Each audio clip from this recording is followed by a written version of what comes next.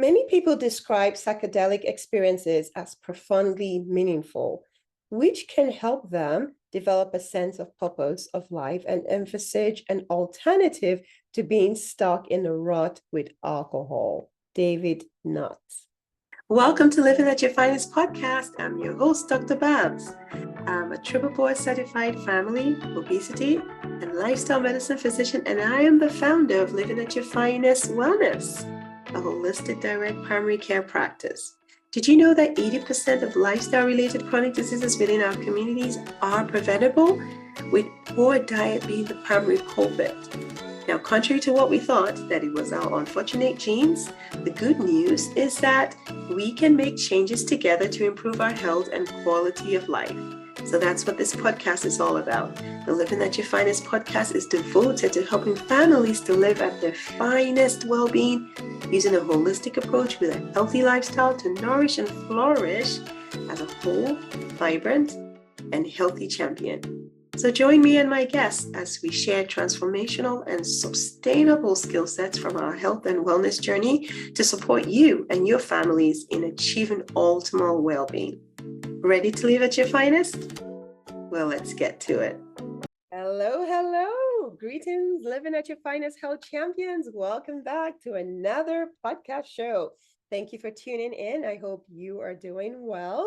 Can you feel my excitement? Yes, I am over the roof because not only do I have a fellow DPC doctor, direct primary care doctor, Dr. April Soto, but she's a dear friend and she's one of the sweetest person I've ever known. She is wonderful to be in her presence. So I'm truly honored that she's agreed to come in and share her expertise with us. So her topic today is healing with psychedelics, a topic that I'm not familiar with. So I definitely looking forward to learning from her. So her topics are going to some objectives. So what does it mean to heal using psychedelics? He's also going to talk about traditional therapy. Has it reached its limits? How is it different from psychedelics? And of course, she's going to talk about the power of healing. But before we get to that, let me introduce her briefly. So Dr. April Soto earned her medical degree from the University of California, and she completed her residency in family medicine at White Memorial Medical Center in Los Angeles. Now, Dr. April doesn't know that I've been to that residency program. I went there and I did a fellowship. So we'll talk more about that later, but I was excited when I saw her bio. She later pursued fellowship in both HIV medicine and integrative medicine. For over 13 years in corporate medicine, she opened up her own DPC practice August 2023. I opened mine in July. So right about the same time. Her approach focuses on direct primary care with emphasis on holistic and integrative medicine. She offers ketamine as well as breathwork therapies for patients struggling with PTSD, anxiety, and depression. Dr. Soto values building strong, compassionate relationship with her patients, providing them with the time and attention they deserve, and she considers it part of her healing journey. And so let's welcome Dr. April Soto to the Living at Your Finest podcast show. Thank you so much, Dr. Babalola. It is such a pleasure to be here with you. I love working with you and collaborating with you, and it is my distinct honor to share time and space with you, and that we may also share time and space with your audience, because past, present, and future is all happening right now, and we are all connected. Amen.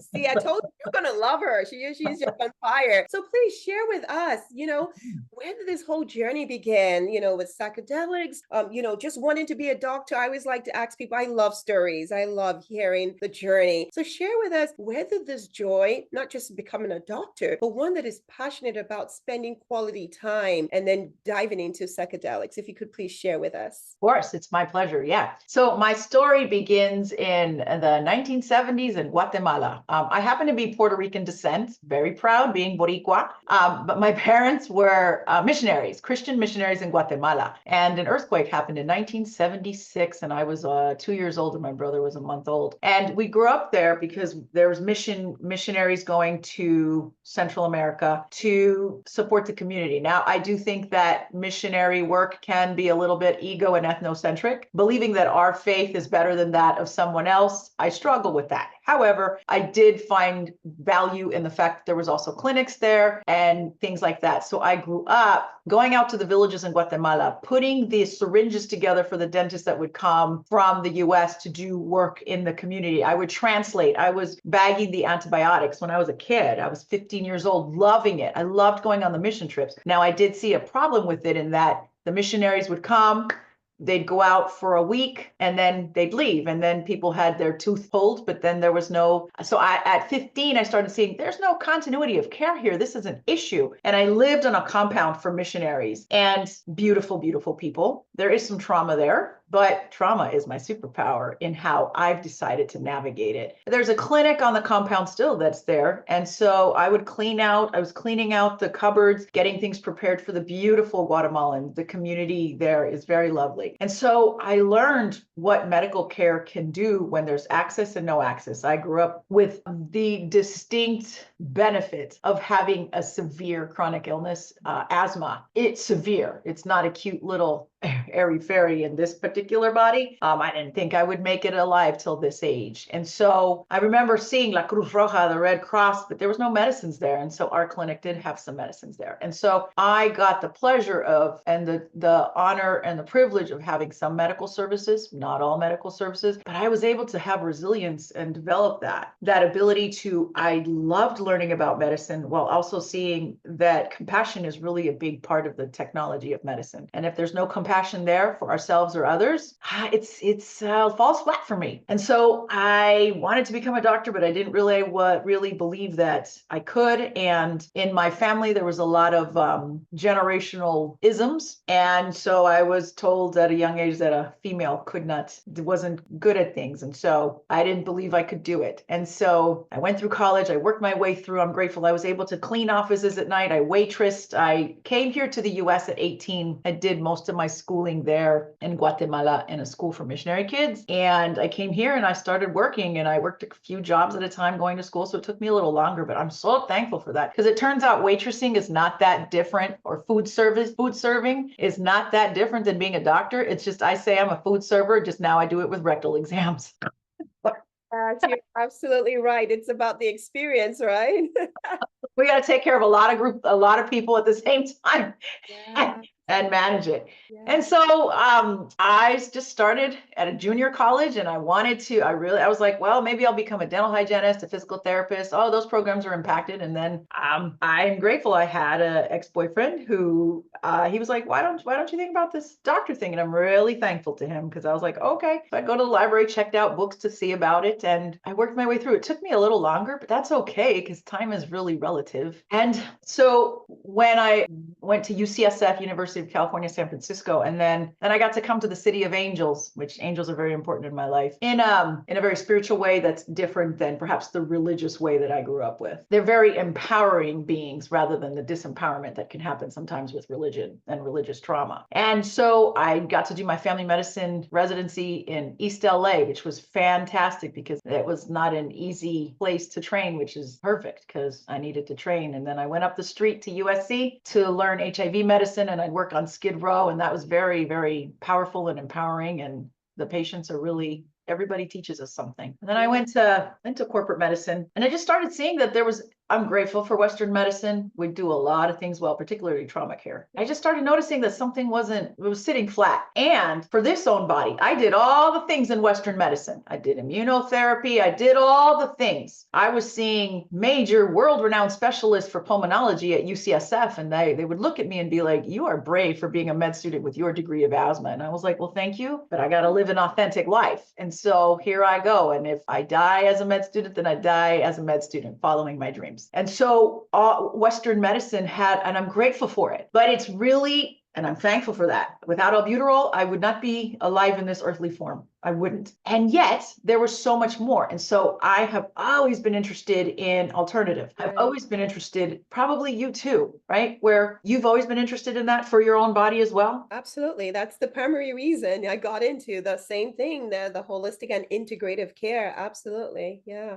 Yeah. How does Dr. Babs have beautiful, radiant skin? Yes, it's because you're a goddess and royalty. And also, I bet you take care of your gut health. Boom, just putting it out there. I bet you do. Yes, I do. I have to. I learned the hard way that Yeah. that's the way to do it. Like you said, the Western medicine is fantastic, but there are other things that you need to be aware of, right? Getting to the evidence-based lifestyle interventions, that is the root cause of it all. So that needs to be the primary focus, right? If we don't want to be bombarded with all the medications. But again, to your point, the albuterol has its place, but what are the other things that you can do to support this human body, right? Not to need as much albuterol. And if it needs it, it's not going to need, continuous, right? So there's all of that. So absolutely. But beautiful, beautiful journey. Oh my gosh, I was having goosebumps as you were sharing your journey. And thank you for being persistent and following your dreams and, breaking the status quo that women cannot. And look at beautiful you serving your community. So thank you for being persistent. Thank you. Thank you. Beautiful. Thank you for sharing that. So now I want us to shift gears and talk about psychedelics and ketamine, because I have no idea what that means, what that entails, how that aligns. So I love what you said about compassion. It's so important because if we don't have it, it's flat. And that was why I struggled in the traditional healthcare system. I have the compassion, I've always had it, but it was a struggle to use it efficiently within the 10-15 minutes. There's only so much you can do within that time frame. And then you said continuity of care. I was that doctor that was curious about how they were doing afterward. That's why I'm not an emergency room doctor. And I hail my emergency room doctors. Everybody knows their areas, but I want to know what happened. How are you feeling? What's going on? So we know the DPC part gives you that ability, right? The compassion, the continuity. But can you share how you've included, psychedelics, and maybe start by what does even psychedelics mean? The origin, and how do you apply it in your practice? Yes, of course. So we must first begin by honoring the First Nations around the world who first discovered and worked with psychedelics. The First Nations on the northern continent, Africa, the First Nations all around the world. They must be given their due honor and reverence because it is from them that we learned. And the psychedelic world has been colonized. Let's just be really honest about that. And there are some white supremacy undertones in some of the work, in some places, in some ways. As does medicine, right?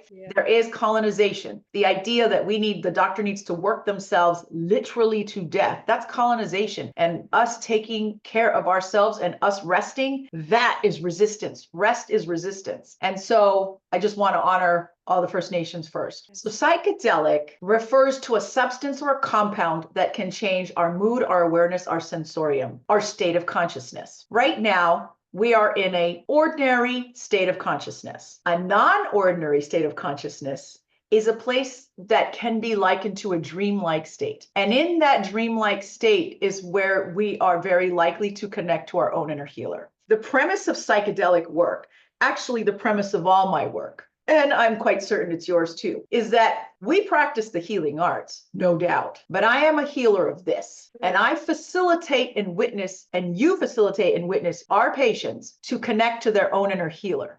I don't believe I heal anybody. No, ma'am. I believe I facilitate and witness someone else connecting to their own inner healer. I love it. Beautifully said. I know you believe that too. I just having spent time with you at conferences, I know that you do. And the other thing about you in specifics is you also empower those who came after you and trainees, because you've trained more than one doctor and you are also very empowering with them. That's a place where I connect. I spent a lot of time training residents, which made my life so happy. And it was about empowerment, which if we want to be really honest, that wasn't always so popular with the corporations, because I'm like, you don't belong to this corporations, you belong to yourself and the universe. And that was not always, we're supposed to make good little soldiers, and I'm not about that.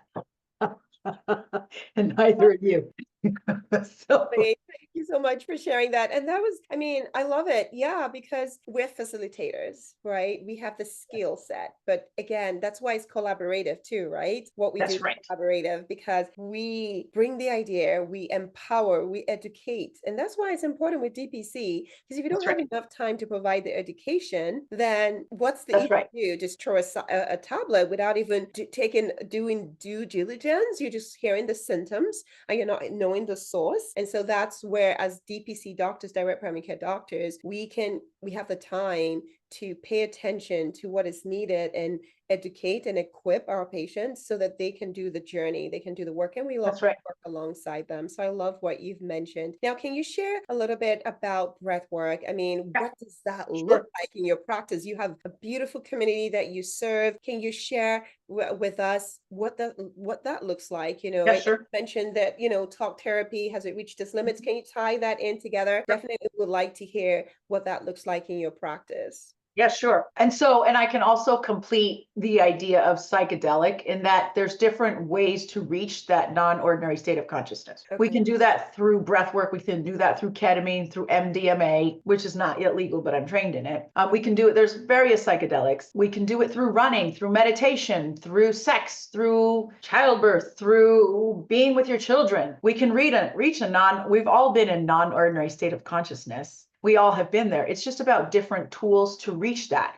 One tool that I work with is ketamine, and that I use injections, but it can be lozenge as well. And it's a 3-hour journey that I sit with somebody. I do a complimentary meet and greet to make sure that this is correct for them, because I need to be safe for folks. That's my number one. One of my core values is transparency and patient safety. And then I do a medical evaluation. And I do that for both the breathwork and the ketamine. I am trained in MDMA. I don't offer it because right now it's not FDA approved. It's not legal at this time, but I do believe that will change. And so I do a medical evaluation that's between 60 and 90 minutes where I go through the idea, the contraindications, the risks, the benefits, but really what I'm going through is the expectations. Because with this work, and there are some similarities with the breath work and the ketamine, is that it can really crack us open emotionally. It just really can. And it can lower our defenses, and we can go into a non-ordinary state of consciousness so we can connect to our own inner healer. But we need some support around that. And so the idea is we need a mindset and a beautiful setting in order to facilitate somebody feeling safe enough to connect to their own inner healer. And the idea is that our defenses are lowered and different receptors are impacted. So ketamine works with the NMDA receptors in the brain.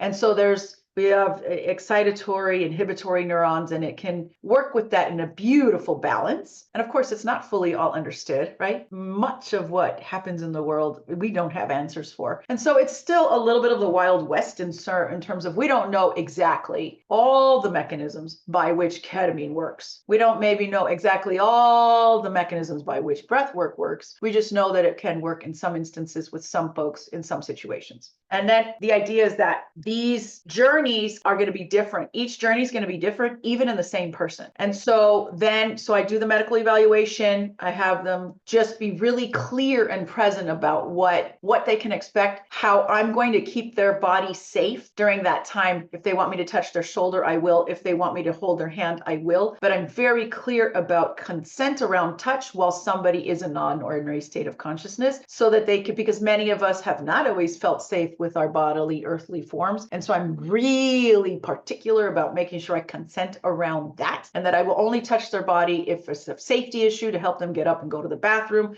if they want me to touch their hands. And otherwise, I sit right there and I am watching them like a hawk. And it's just about being present. And there's music playing, but I'm very relaxed and chill. And then I take notes. I do a lot of quotation marks. I do not interpret. I do not analyze. I take notes, paraphrase, like, oh, they're talking about their dog. A lot of my patients go into outer space. A lot of patients talk to their loved ones, even a lot of pets. A lot of them go into outer space, and a lot of them talk about movies about outer space, but they're connecting. And so if they're quiet, I'm quiet. It's very non-invasive. If they're quiet, I'm quiet. Okay. If they want to speak, I engage. And I'm very careful. So when I speak to patients, I have 3 thoughts in mind. Is this for them? Is this for me? Or is this for both? And it needs to be either for them or for both for me to say it. And so, because I work on myself. The number one thing about this is the greatest training I've ever had for this type of work is my own work. So that means I've gone to my therapist and I talk to her, and it's not easy work, but I'm integrating my own journeys that I've done. So I'm only going to offer something that I have done in my own body in this particular way. Thank you so much for joining me on this week's episode. My goal on this podcast is to empower, educate, and encourage you to take actionable steps to triumph at living at your finest, body, mind, and spirit. Of note, the information provided here is for educational purposes only and does not substitute as medical advice. Please discuss your healthcare needs with your licensed medical professional. If you are in need of a compassionate and comprehensive holistic physician or know someone who is, please reach out through my website, livewellness.com, for a meet and greet. It will be my honor to talk to you. Are we connected on social media yet? I share more in-depth content on best practices to ensure that you live at your finest daily. So please join me on Facebook, Instagram, YouTube at Living at Your Finest Wellness, where we can learn together and stay connected. Lastly, please subscribe to iTunes if you have not done so already, and share the podcast within your circle of influence. An extra step? Leave a review and let me know what topics or discussions you would like to hear more of. Thanks in advance. It is always a thing of joy to hear from you.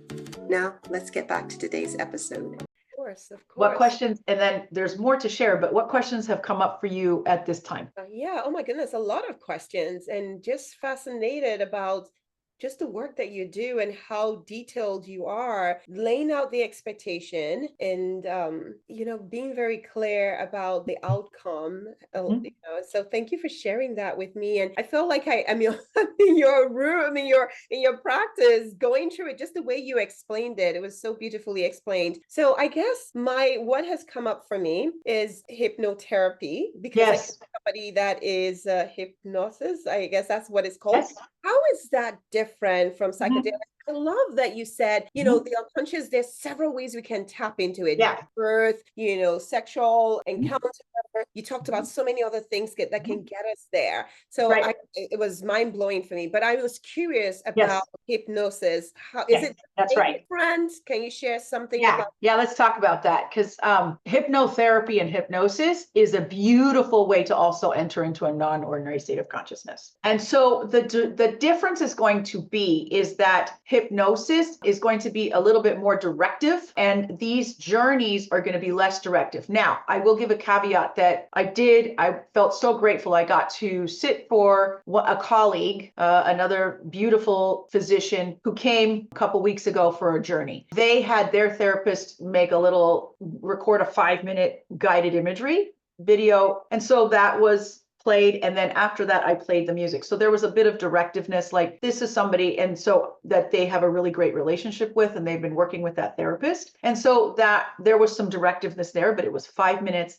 And then that was turned off. And then the music, which has a beautiful arc that goes along with each type of, if it's an intramuscular ketamine, it's going to have that arc. If it's an oral, then it's going to have that arc. It's carefully curated music. I do not take credit for the playlist. I download them, but they are carefully curated by somebody, and I'm very grateful for that. And so the difference is going to be is that hypnosis is going to be directive, and they're going to use some guided imagery and probably breath. For a breathwork journey, I'm going to talk to them about.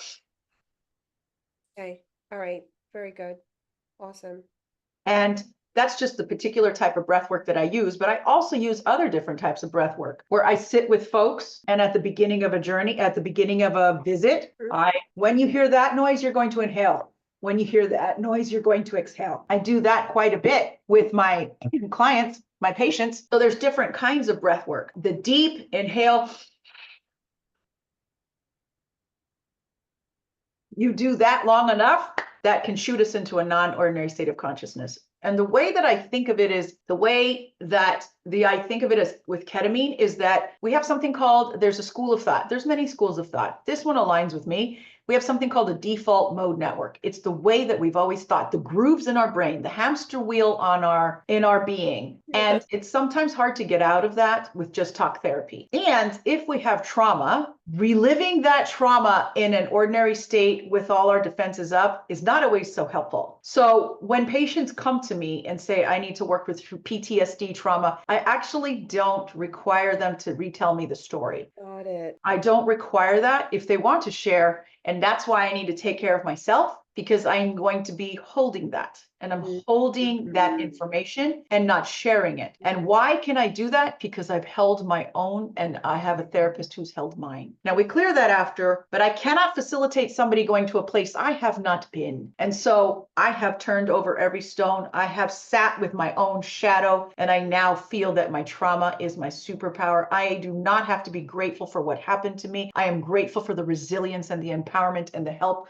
from non-human intelligence that has helped me become the person that I am, and the choices that I have made to not send negativity out, but rather to send love out, and we can heal. Now, I do that with boundaries. I do that with letting go of some relationships that don't serve me, but I don't do that by sending out negativity, or I'm changing that, right? We all have beliefs that we let go, beliefs around money, beliefs around sex, belief around work. We all have these beliefs. And I'm right now working on letting go of some beliefs because we have these inner parts. And so we have these default mode network and sometimes just talk therapy, which I did for decades. There's therapy and then there's psychedelic therapy. That's a whole other thing. Tell me, but you have a question. Yeah, very good. I like that you distinguished because I had no idea. We hear a lot about talk therapy, both of us being family physicians, we are taught, if there's any mental illness, we always want to rule out medical causes first, right? So we Right, rule of that course. out. And then we're taught, okay, go ahead and put some antidepressants, That's right. and then we're Right. also taught we know that as psychotherapy is also important, combined together with, That's right. depressants or whatever, the better.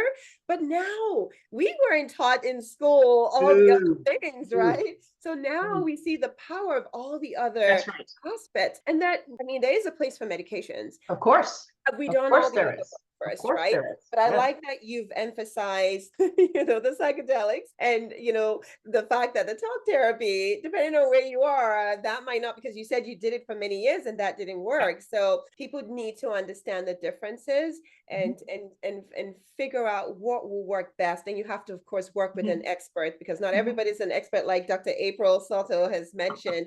She is definitely an expert and she knows how to get you on that journey. So I have a question, one question before I have you just share Yeah. more about, where we can find you and your Yeah, sure. practice. Yeah. So the question is tailored around the ketamine that you spoke about. You said Yes. it's either oral or an injection, and then you wait, you're there monitoring them, right? Oh, yeah. You said there are some people that there's an indication. Who are the people that are contraindication that you would not Yeah. even explore? Sure. And I did want to be clear. Talk therapy did help me a great deal. It got me to a place where I was ready for the Okay. psychedelic work. Okay. Perfect. And so I believe and I'm grateful for psychiatry. I'm grateful for medicine because we can get off the default mode network and then pop out of ourselves and back into ourselves because the universe lies within us. And so I do screen folks. So there are some folks, so ketamine is pretty relatively safe for many instances. But if folks have their blood pressure way too high, we've got to control it. And let's say they're nervous and they come in, I've got to give them some clonidine to bring down the blood pressure before I'm going to do this because it is going to raise the blood pressure. It can cause tachycardia or heart rate increase. If somebody's in an acute psychotic episode, I'm not going to give them ketamine or probably breath work. I also have a patient who now is in my DPC practice. He has a lot of trauma. This patient also happens to have dissociative disorder because ketamine is a dissociative anesthetic. So at 5 milligrams per kilogram, it's an anesthetic used in C-sections, used in ORs, used in children. At 1 milligram per kilogram or 1.5, 2 milligrams per kilogram, that's a higher level dose. That's going to be a psychedelic, which is the compound or substance that alters our mood, our awareness, our sensorium. And in that psychedelic space, or dreamlike space, non-ordinary state of consciousness, we can connect to our healer. And then I request that they follow up with a therapist after to integrate, to connect what happens. But so if folks are acutely psychotic, I would need to wait on that. If they have dissociative disorder, because it's a dissociative anesthetic, I probably wouldn't want to do that. MDMA would probably be much more indicated in that case, or possibly breath work. Folks who have possibly a pacemaker, I try to work with their cardiologists. I've reached out to cardiologists at UCLA and they're like, no, this person has a genetic reason. They have QT prolongation. So I'm very careful. Cardiac stuff, blood pressure stuff, psychosis, really intense coronary heart disease. And the other thing is I screen for folks to have social support because initially it can be a little destabilizing because now we're feeling our feelings. Many of us suppress, many of us are dissociated to a degree. And thank God for dissociation. I wouldn't have survived my childhood trauma and the stuff that I have without dissociation. Thank the universe for that. However, And if I would hear somebody say, thank oh, God for dissociation. absolutely. Absolutely. Yes. Sometimes it's good to bury some things, right? And just keep pressing on and determine when you need to let it out. Okay, I hear you. That just makes sense. Yeah. Well, in the moment, right? That's why this work is so hard because in the moment when we're experiencing whatever trauma, we sometimes leave our body. I know I would. And I would dissociate and leave in order to survive that. And I would go outside of myself and work to repair my body for what damage was being done. Thank God for that. And the folks who aren't able to dissociate, I send them compassion. What's tough about this is sometimes there's a knowing. I don't always have flashbacks, but I have a knowing of what happened because we also bury the memories in our tissues. Yeah. And so I now have a knowing of what happened. And it's sometimes even harder to go back because now there's no mystery about what happened. There's no, I'm not telling myself a different story. And so there is a challenge with that. And so I really appreciate folks who are willing to go to a therapist. I don't demand it, but there needs to be some integration. I work with very few people who aren't willing to at least have an integration, 1 or 2 sessions after the journey to process with a therapist. And it's also a process over time. Do I have some people that come just have one journey? Sure. I have people that some folks do journeys like once every couple of weeks. I don't do that. Let's take some space and time for this and let's integrate. Let's sit with it. I've integrated. My last journey was January of 24. I integrate, but I talk to my therapist very regularly to go back in. So the beauty of these techniques is now I can sit with her or sit with myself, boom, and drop in and go to the place. I can imagine a tree where I go sit by a tree, or I can just drop in with my breath. And it can be uncomfortable. The way to heal, in my humble opinion, the way to work with energy isn't necessarily pushing or pulling. There's a space for that at the gym or cleaning our house or whatever. For me, the way that I've learned how to heal, the way to work with energy is by intention and allowing whatever discomforts to come. I can talk to my inner parts and say, please turn down the volume. This is very hard, but I allow the discomfort because I'm not in charge of healing myself. I believe spirit does that, or the universe. I'm in charge of allowing the discomfort to come through so that then it can be cleared. Love it. Love it. Love it. Love it. Thank you so much for just breaking it down for me. I've definitely learned a lot today and felt the energy and felt a good reminder of the power of the human body and all the different aspects of it. So now I think it's time to learn about who Dr. April is. So I have 3 cool questions for you if you're ready. We'll get started. All right. So the first question, I always like to ask this one because the podcast is called Living at Your Finest. So yes. So what do you do? Can you tell us what is one thing that you do to unwind at the end of the day that helps you live at your finest? Well, I love listening to podcasts on the drive home, but I also do some breath work in the car. Like not that deep breathing, just inhale for 4, exhale for 6. I love the idea of creativity. So I love to go home and see my beautiful partner, Chris, and he's there present having a beautiful meal. One of the main ways in which I decompress is by expressing gratitude. Lately, I've been told by my inner intuition, by spirit, to thank myself. And so that really helps me regulate my central nervous system by thanking myself for all that I've done to be who I am and not following in the same cyclical pattern that was my ancestral memory. And that takes a second. I love it. We don't thank ourselves enough. We don't. Yes. So I'm glad that you do that. And I really do need to also. I mean, I do gratitude. I am grateful. I say general things, but I don't know if I feel like, I'm originally from Nigeria and there's this thing in my head. And I like, don't be, be humble. Don't be, don't do this, Right. So I grew up doing that. Right. But I think there's a place for just being grateful for where you are and your journey. It doesn't have to look, and maybe because I'm also hard on myself, I feel like I have to cane is set, and if I'm That's not, right. then there's no need to shine. So, but Right. anyway, thanks for sharing that because I will definitely be thanking myself too. Exactly. Look at everything you've done and who you are to be where you are, right? You've traveled a continent. You've changed a mindset. You've taken a leap of faith to be where you are. And I believe that gratitude for self can be very humble. We do not shrink down. We do not puff up. We stand on sacred ground and And gratitude for who we are and our fellow human beings. absolutely. And all that is the rocks matter just as much as the trees, just as matter as much as we do, right? We are all equal beings, and we can be grateful because Earth School is no joke. Being incarnated in this place, It's in this no time, joke. It's hard. this is It's the PhD. This is the PhD of incarnations, and we chose to come here, and we are grateful for all that we have. And also, it's not easy, and so we keep showing up. We keep taking that next breath, and we show up in the name of love. And for that, I thank you. For that, I thank your audience. And for that, I thank myself. yeah, amen to that. I love it. Thank you so much for sharing that. So, next question. We know a lot about you, your beautiful soul, but what is one thing that most people don't know? Your partner Oh, probably knows, but the rest of us, your DPC fans, all of us, what is one thing that, that we just don't know, generally speaking? Just some fun thing about you. Maybe, I don't know, you play the guitar or something. oh, yes. I love going to the ocean and boogie boarding. That's one of my favorite things to do. And I'm working on getting out there again in the spring. It can be cold water on the Pacific Ocean. I love to boogie board, and I'm also working on the creative time to write a book. Oh, lovely. I would love to read that book because just spending Thank more you. time with you, I am so inspired. So please make sure you do that in the near future. Yes, Yeah. So I have just one last of question and course. give you the opportunity to please share. I mean, I'm Yeah, sure our listeners, it's streamed all over the world. sure. So there might be people that are looking for a doctor like you. So I'd like for you after this question to share how we can get in touch with you, works that just anything that you're doing, any projects.